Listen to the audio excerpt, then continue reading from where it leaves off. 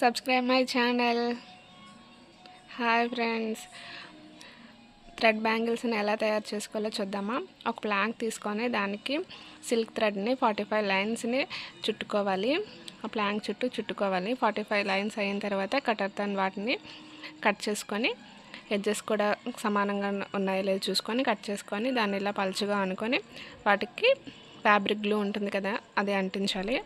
అంటించి బ్యాంగిల్ లోపల కూడా ఫ్యాబ్రిక్ గ్లూ అంటించుకొని దానికి థ్రెడ్స్ ఉంటాయి కదా, థ్రెడ్ని స్టిక్ చేసుకోవాలి ఫ్యాబ్రిక్ గ్లూతోని.